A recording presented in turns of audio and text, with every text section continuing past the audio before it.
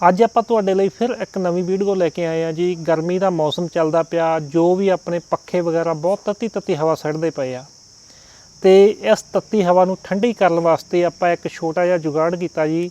ਇਹ ਜੋ ਤੁਸੀਂ ਪੱਖਾ ਵੇਖ ਰਹੇ ਹੋ, ਇਸ ਪੱਖੇ ਦੇ ਅੱਗੇ ਆਪਾਂ ਫੁਹਾਰੇ ਲਗਾ ਦਿੱਤੇ ਆ ਪਾਣੀ ਵਾਸਤੇ, ਕਿਉਂਕਿ ਇਸ ਤਰ੍ਹਾਂ ਦੇ ਪੱਖੇ ਤੁਸੀਂ ਪਹਿਲਾਂ ਵੀ ਕਿਤੇ ਵੱਡੇ ਸਮਾਗਮ ਜਿੱਥੇ ਕਿਤੇ ਹੁੰਦੇ ਉੱਥੇ ਵੱਡੇ ਪੱਖੇ ਇਸ ਤਰ੍ਹਾਂ ਦੇ ਲੱਗੇ ਦੇਖਦੇ ਆ, ਜਿਹਦੇ ਅੱਗੇ ਪਾਣੀ ਦੀਆਂ ਨਿਓਜ਼ਲਾਂ ਲਗਾਈਆਂ ਹੁੰਦੀਆਂ, ਤੇ ਜਦੋਂ ਚੱਲਦੇ ਤੇ ਪਾਣੀ ਦੀਆਂ ਬੁਛਾਰਾਂ ਉਹ ਸਿੱਟਦੇ ਆ, ਬਰੀਕ ਭੂਰ ਪੈਂਦੀ ਆ। ਉਸੇ ਤਰ੍ਹਾਂ ਹੀ ਆਪਾਂ ਇਹ ਪੱਖਾ ਤਿਆਰ ਕੀਤਾ ਜੀ। ਤੁਸੀਂ ਵੀ ਖੁਦ ਤਿਆਰ ਕਰ ਸਕਦੇ ਹੋ, ਕਿਉਂਕਿ ਆਪਣੇ ਘਰ ਦੇ ਵਿੱਚ 4-5 ਪੱਖੇ ਹੁੰਦੇ ਆ, ਤੇ ਉਹਦੇ ਵਿੱਚੋਂ ਤੁਸੀਂ ਇੱਕ ਪੁਰਾਣੇ ਪੱਖੇ ਦੇ ਉੱਪਰ ਤੁਸੀਂ ਇਸ ਤਰ੍ਹਾਂ ਨਿਓਜ਼ਲਾਂ ਲਗਾ ਕੇ ਦੇਖੋ, ਤੇ ਬਹੁਤ ਹੀ ਵਧੀਆ ਚੀਜ਼ ਬਣਦੀ ਆ। ਲਗਾਉਣੀਆਂ ਬਹੁਤ ਹੀ ਆਸਾਨ ਆ ਜੀ, ਸਿੰਪਲ ਜਿਹਾ ਕੰਮ ਆ, ਤੇ ਕੋਈ ਖਰਚਾ ਵੀ ਜ਼ਿਆਦਾ ਨਹੀਂ ਆਉਂਦਾ। ਕਈਆਂ ਘਰਾਂ ਦੇ ਵਿੱਚ ਕੂਲਰ ਵੀ ਨਹੀਂ ਹੁੰਦੇ, ਤੇ ਕੂਲਰ ਦੀ ਜਗ੍ਹਾ ਵੀ ਤੁਸੀਂ ਇਸ ਨੂੰ ਵਰਤ ਸਕਦੇ ਆ। ਬਸ ਇਹਦੇ ਵਿੱਚ ਇੱਕ ਹੀ ਕਮੀ ਹੈ ਕਿ ਤੁਸੀਂ ਇਸ ਨੂੰ ਅੰਦਰ ਨਹੀਂ ਲਗਾ ਸਕਦੇ। ਜੇ ਤੁਸੀਂ ਅੰਦਰ ਲਗਾਓਗੇ ਤਾਂ ਪਾਣੀ ਦੇ ਕਰਕੇ ਜ਼ਿਆਦਾ ਸਲਾਬ ਹੋ ਜਾਂਦੀ ਹੈ, ਅੰਦਰ ਮੋਇਸਚਰ ਵੱਧ ਜਾਂਦਾ, ਜਿਹਦੇ ਕਰਕੇ ਇੱਕ ਤਾਂ ਉਹ ਚਿਪਚਿਪਾਪਣ ਆ ਜਾਂਦਾ, ਤੇ ਕਈ ਵਾਰੀ ਜਿਵੇਂ ਕੋਈ ਟੀਵੀ ਵਗੈਰਾ ਜਾਂ ਕੋਈ ਹੋਰ ਇਲੈਕਟ੍ਰੋਨਿਕ ਸਮਾਨ ਉਹ ਵੀ ਖਰਾਬ ਹੋ ਸਕਦਾ। ਇਹਨੂੰ ਜੇ ਤੁਸੀਂ ਲਗਾਉਣਾ ਖੁੱਲ੍ਹੇ ਦੇ ਵਿੱਚ ਲਗਾ ਸਕਦੇ ਆ, ਜਾਂ ਜਿਵੇਂ ਪਸ਼ੂਆਂ ਵਾਸਤੇ ਇਹ ਬਹੁਤ ਵਧੀਆ ਚੀਜ਼ ਆ। ਪਸ਼ੂਆਂ ਨੂੰ ਜੇ ਤੁਸੀਂ ਉੱਪਰ ਫੁਹਾਰੇ ਨਹੀਂ ਲਗਾਉਣੇ, ਤੇ ਇਸ ਤਰ੍ਹਾਂ ਅੱਗੇ ਰਿੰਗ ਬਣਾ ਕੇ ਦੋ ਨਿਓਜ਼ਲਾਂ ਲਗਾ ਕੇ ਤੇ ਵਧੀਆ ਆਪਦਾ ਕੰਮ ਚਲਾ ਸਕਦੇ ਆ। ਬਾਕੀ ਜਿਵੇਂ ਕਿ ਤੁਸੀਂ ਵੇਖ ਸਕਦੇ ਹੋ ਕਿ ਇਹਦੇ ਵਿੱਚ ਨਾ ਜੀ ਮੈਂ ਇਹ 2 ਲੀਟਰ ਪਾਣੀ ਦੀ ਬੋਤਲ ਲਗਾਈ ਆ। ਇਹ ਜੋ 2 ਲੀਟਰ ਪਾਣੀ ਆ, ਇਹ ਮੈਂ ਪੂਰਾ ਟਾਈਮ ਨੋਟ ਕੀਤਾ, ਸਮਾਂ 2 ਨਿਓਜ਼ਲਾਂ ਦੇ ਉੱਪਰ, ਜਿਹਦੀ ਕਿਉਂਕਿ ਇਹਦੇ ਵਿੱਚ ਇੱਕ ਛੋਟਾ ਜਿਹਾ ਆਪਾਂ ਮੋਟਰ ਦੀ ਸਪੀਡ ਵੱਧ ਘੱਟ ਕਰਨ ਵਾਸਤੇ ਰੈਗੂਲੇਟਰ ਵੀ ਲਗਾਇਆ। ਜੇ ਉਹ ਰੈਗੂਲੇਟਰ 'ਤੇ ਆਪਾਂ ਮੋਟਰ ਚਲਾਉਣੇ ਆ, ਤੇ ਤਕਰੀਬਨ ਇਹ ਪੂਰੇ 50 ਮਿੰਟ ਇਹ ਬੋਤਲ ਚੱਲਦੀ ਆ ਜੀ। ਜੇ ਤੁਹਾਡੇ ਕੋਲ ਕੋਈ ਇਸ ਤੋਂ ਵੱਡਾ ਜ਼ਿਆਦਾ ਸਮਾਂ ਪਾਣੀ ਚਲਾਉਣਾ, ਤੇ ਇਸ ਤੋਂ ਤੁਸੀਂ ਵੱਡਾ ਕੋਈ ਚੀਜ਼ ਇੱਥੇ ਭਾਂਡਾ ਲਗਾ ਸਕਦੇ ਆ। ਚਲੋ ਫਿਰ ਆਪਾਂ ਇਸ ਨੂੰ ਬਣਾਉਣਾ ਸ਼ੁਰੂ ਕਰਦੇ ਹਾਂ ਜੀ। ਸਭ ਤੋਂ ਪਹਿਲਾਂ ਮੈਂ ਇੱਕ ਡੱਬਾ ਲਿਆ ਪਲਾਸਟਿਕ ਦਾ ਮੋਟਰ ਨੂੰ ਰੱਖਣ ਵਾਸਤੇ। ਇਹਦੇ ਵਿੱਚ ਆਪਾਂ ਮੋਟਰ ਫਿੱਟ ਕਰ ਦੇਵਾਂਗੇ, ਇਹਦੇ ਵਿੱਚ ਹੀ ਇਹਦੀ ਸਪਲਾਈ ਲਗਾ ਦੇਵਾਂਗੇ, ਅਤੇ ਜੋ ਆਪਣੇ ਕੋਲ ਰੈਗੂਲੇਟਰ ਆ ਉਹ ਵੀ ਆਪਾਂ ਇਸੇ ਡੱਬੇ ਦੇ ਵਿੱਚ ਹੀ ਲਗਾ ਦੇਵਾਂਗੇ। ਕੋਈ ਵੀ ਤੁਸੀਂ ਪਲਾਸਟਿਕ ਦਾ ਡੱਬਾ ਲੈ ਸਕਦੇ ਹੋ, ਜਿਹੋ ਜਿਹਾ ਤੁਹਾਡੀ ਜਗ੍ਹਾ ਫਿਟਿੰਗ ਵਾਸਤੇ ਆ ਉਹੋ ਜਿਹਾ ਤੁਸੀਂ ਕੁਛ ਵਰਤ ਸਕਦੇ ਹੋ। ਇੱਥੇ ਮੈਂ ਕਾਵੀਏ ਦੇ ਨਾਲ ਇੱਕ ਮੋਰੀ ਕਰੂੰਗਾ, ਜਿਹਦੇ ਵਿੱਚ ਦੀ ਆਪਾਂ ਪਾਈਪ ਕੱਢਾਂਗੇ। ਇਹ ਪਾਈਪ ਨਿਓਜ਼ਲਾਂ ਤੱਕ ਜਾਵੇਗਾ, ਪ੍ਰੈਸ਼ਰ ਵਾਲਾ ਪਾਈਪ ਆ, ਅਤੇ ਜੋ ਇਹਦੇ ਪੈਰ ਆ, ਪੈਰਾਂ ਦੇ ਵਿੱਚ ਵੀ ਆਪਾਂ 4 ਮੋਰੀਆਂ ਕਰਕੇ, ਤੇ ਇਹ ਜੋ ਮੋਟਰ ਆ ਇਹ ਟਾਈ ਲੋਕ ਦੇ ਨਾਲ ਇਹਨੂੰ ਫਿਕਸ ਕਰ ਦੇਵਾਂਗੇ। ਇਹ ਕੰਮ ਕੋਈ ਵੀ ਕਰ ਸਕਦਾ, ਕੋਈ ਜ਼ਿਆਦਾ ਮੁਸ਼ਕਿਲ ਨਹੀਂ ਗਾ। ਜਿਹੜੇ ਤਾਰਾਂ ਦੇ ਕਨੈਕਸ਼ਨ ਆ ਉਹ ਵੀ ਮੈਂ ਤੁਹਾਨੂੰ ਇੱਥੇ ਦੱਸ ਦਿੰਦਾ ਬਾਅਦ ਦੇ ਵਿੱਚ, ਕਿ ਇਸ ਦੀ ਜੋ ਸਪਲਾਈ ਆ ਕਿਵੇਂ ਲਗਾਉਣੀ ਆ। ਇਹ ਆ ਜੀ ਰੈਗੂਲੇਟਰ। ਇਹਦੇ ਵਿੱਚ ਨਕਸ਼ਾ ਉੱਤੇ ਬਣਿਆ ਹੁੰਦਾ। ਇੱਕ ਪਾਸੇ ਰੈਗੂਲੇਟਰ ਦੇ ਵਿੱਚ ਤੁਸੀਂ 3 ਤਾਰਾਂ ਵੇਖ ਸਕਦੇ ਹੋ ਬਣਾਈਆਂ ਵੀਆਂ, ਲਾਲ, ਕਾਲੀ ਅਤੇ ਨੀਲੀ। ਜਿਹੜੀ ਤਾਂ ਲਾਲ ਤਾਰ ਆ ਇਹ ਬੈਟਰੀ ਜਾਂ ਅਡਾਪਟਰ ਦੇ ਨਾਲ ਲੱਗੂਗੀ, ਅਤੇ ਨਾਲ ਹੀ ਮੋਟਰ ਦੇ ਨਾਲ ਲੱਗੂਗੀ। ਨੀਲੀ ਤਾਰ ਸਿੱਧੀ ਮੋਟਰ ਨੂੰ ਜਾਊਗੀ, ਅਤੇ ਜਿਹੜੀ ਕਾਲੀ ਤਾਰ ਆ ਉਹ ਅਡਾਪਟਰ ਦੀ ਕਾਲੀ ਤਾਰ ਦੇ ਨਾਲ ਲੱਗੇਗੀ। ਉਹ ਮੈਂ ਤੁਹਾਨੂੰ ਅੱਗੇ ਇਸ ਵੀਡੀਓ ਦੇ ਵਿੱਚ ਥੋੜ੍ਹਾ ਜਿਹਾ ਤਾਰਾਂ ਦੇ ਜੋੜ ਲਗਾ ਕੇ ਦਿਖਾ ਦਿੰਦਾ। ਆਪਣੇ ਕੋਲ ਅਡਾਪਟਰ ਆ ਜੀ 12 ਵੋਲਟ 3 ਐਂਪੀਅਰ ਦਾ। ਤੁਸੀਂ ਇੱਥੇ 2 ਐਂਪੀਅਰ ਦਾ ਵੀ ਲਗਾ ਸਕਦੇ ਹੋ, ਕਿਉਂਕਿ ਆਪਾਂ ਬਹੁਤ ਹੀ ਸਲੋ ਚਲਾਉਣਾ। ਇਹ ਤੁਹਾਡੇ ਕੋਲ ਪਿਆ ਨਾ ਡਿਸ਼ TV ਵਾਲਾ ਪੁਰਾਣਾ ਅਡਾਪਟਰ, ਉਹ ਵੀ ਤੁਸੀਂ ਇੱਥੇ ਲਗਾ ਸਕਦੇ ਹੋ। ਜਿਹੜੀਆਂ ਆਪਣੇ ਕੋਲ ਤਾਰਾਂ ਵਧੀਆਂ ਸੀਗੀਆਂ ਅਡਾਪਟਰ ਦੀਆਂ, ਉਹਨੂੰ ਆਪਾਂ ਗੁੱਛੀ ਮੁੱਛੀ ਕਰਕੇ ਉੱਤੇ ਟਾਈ ਲੋਕ ਲਗਾ ਦਿੱਤਾ। ਹੁਣ ਆਪਾਂ ਕਰਦੇ ਹਾਂ ਜੀ ਇਸ ਦੇ ਕਨੈਕਸ਼ਨ। ਜੇ ਤੁਹਾਡੇ ਅਡਾਪਟਰ ਦੇ ਅੱਗੇ ਪੈਨ ਲੱਗੀ ਹੋਈ ਆ, ਤਾਂ ਤੁਸੀਂ ਪੈਨ ਨੂੰ ਕੱਟ ਦਿਓ, ਉਹਦੇ ਵਿੱਚੋਂ ਲਾਲ ਤਾਰ ਅਤੇ ਕਾਲੀ ਤਾਰ ਨਿਕਲੇਗੀ। ਜਿਹੜੀ ਇਹਦੀ ਕਾਲੀ ਤਾਰ ਆ ਆਪਣੇ ਦੀ ਰੈਗੂਲੇਟਰ ਦੀ, ਅਤੇ ਅਡਾਪਟਰ ਦੀ ਕਾਲੀ ਤਾਰ, ਇਹਨਾਂ ਨੂੰ ਇਕੱਠਿਆਂ ਜੋੜ ਦਿਓ। ਉਸ ਤੋਂ ਬਾਅਦ ਜਿਹੜੀ ਮੋਟਰ ਦੀ ਲਾਲ ਤਾਰ ਆ, ਅਤੇ ਰੈਗੂਲੇਟਰ ਦੀ ਲਾਲ ਤਾਰ ਆ, ਅਤੇ ਅਡਾਪਟਰ ਦੀ ਲਾਲ ਤਾਰ ਆ, ਇਹਨਾਂ ਤਿੰਨਾਂ ਨੂੰ ਤੁਸੀਂ ਇੱਕ ਥਾਂ ਜੋੜ ਲਾ ਦੇਣਾ। ਬਿਲਕੁਲ ਹੀ ਸਿੰਪਲ ਆ। ਉਸ ਤੋਂ ਬਾਅਦ ਇੱਕ ਮੋਟਰ ਦੀ ਤਾਰ ਬਚੇਗੀ, ਅਤੇ ਇੱਕ ਰੈਗੂਲੇਟਰ ਦੀ ਤਾਰ ਬਚੇਗੀ ਨੀਲੀ। ਤੁਸੀਂ ਇਹਨਾਂ ਦੋਨਾਂ ਨੂੰ ਜੋੜ ਦੇਣਾ, ਅਤੇ ਇਹ ਕਨੈਕਸ਼ਨ ਆ ਜੀ ਬਸ ਇੰਨੇ।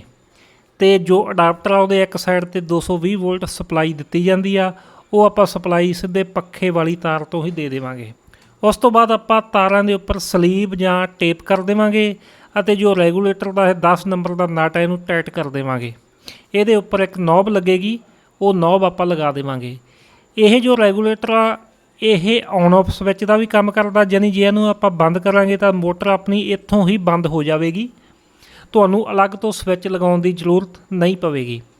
ਇਹ ਵਾਲੀ ਤਾਰ ਆ ਜੀ 220 ਵੋਲਟ ਸਪਲਾਈ ਵਾਸਤੇ, ਜੋ ਕਿ ਆਪਾਂ ਡੱਬੇ ਦੇ ਵਿੱਚੋਂ ਬਾਹਰ ਕੱਢ ਲਈ ਆ।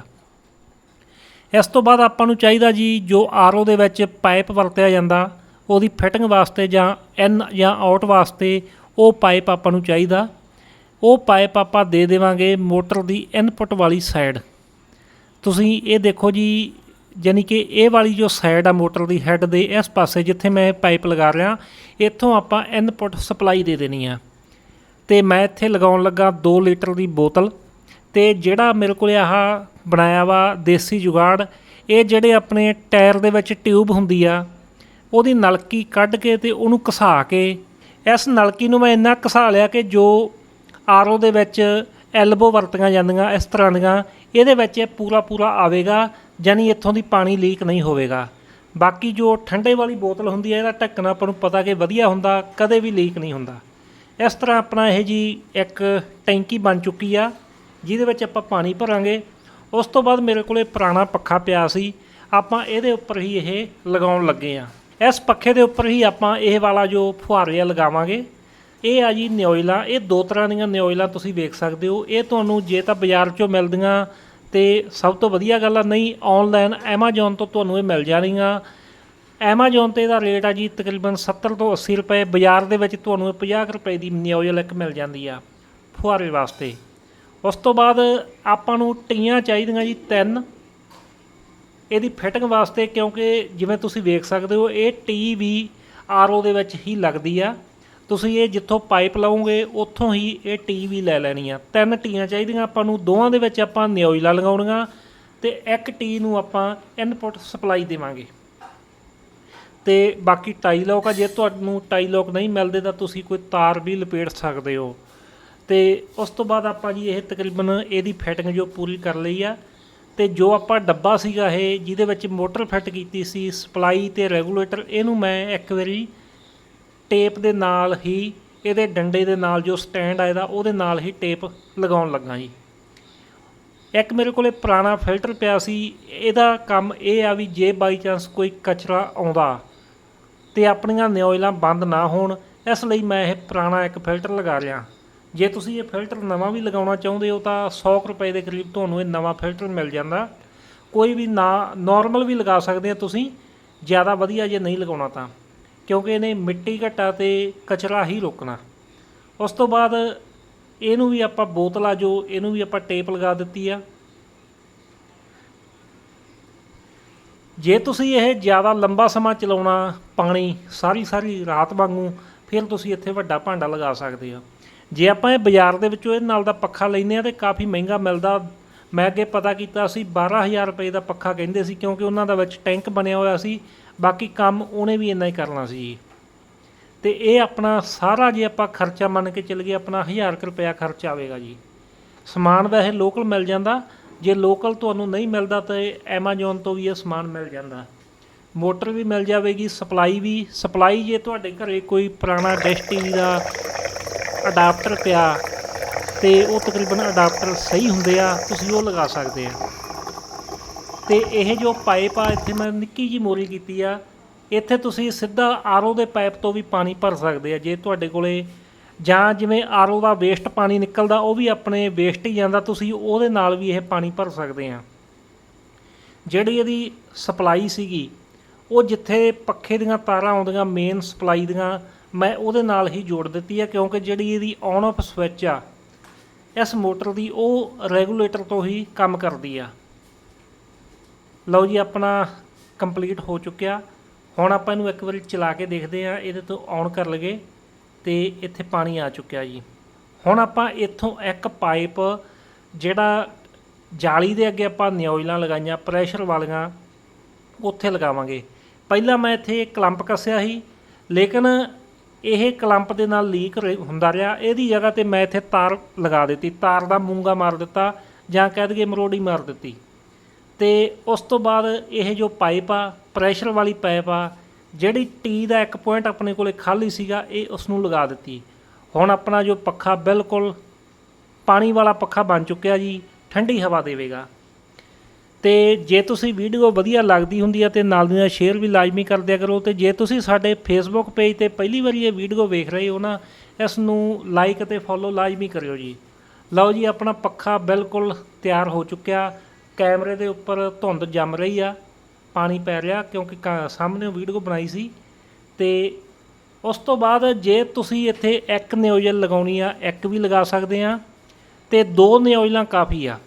ਜੇ ਆਪਾਂ 3 ਨਿਊਜ਼ਲਾਂ ਲਗਾਵਾਂਗੇ ਤਾਂ ਪਾਣੀ ਵੇਸਟ ਵੀ ਜ਼ਿਆਦਾ ਹੋਵੇਗਾ ਤੇ ਅੰਦਰ ਮੋਇਸਚਰ ਵੀ ਜ਼ਿਆਦਾ ਹੋਵੇਗਾ। ਤੁਹਾਡੇ ਉੱਤੇ ਮੰਜੇ ਵਗੈਰਾ ਗਿੱਲੇ ਵੀ ਹੋਣਗੇ, ਤੇ ਜੇ ਪਸ਼ੂਆਂ ਨੂੰ ਲਗਾਇਆ ਤਾਂ ਵੀ ਥੋੜ੍ਹਾ ਮੁਸ਼ਕਲ ਹੋਵੇਗਾ। ਕੋਸ਼ਿਸ਼ ਕਰੋ ਕਿ ਤੁਸੀਂ 2 ਨਿਊਜ਼ਲਾਂ ਹੀ ਲਗਾਓ। ਅੱਜ ਦੀ ਵੀਡੀਓ ਆਪਣੀ ਇੰਨੀ ਸੀ ਜੀ। ਵਧੀਆ ਲੱਗੇ ਤਾਂ ਲਾਈਕ ਤੇ ਕਮੈਂਟ ਲਾਜ਼ਮੀ ਕਰਿਓ ਜੀ, ਅੱਗੇ ਸ਼ੇਅਰ ਵੀ ਕਰਿਓ। ਵੀਡੀਓ ਵੇਖਣ ਦੇ ਲਈ ਤੁਹਾਡਾ ਬਹੁਤ ਬਹੁਤ ਧੰਨਵਾਦ ਜੀ।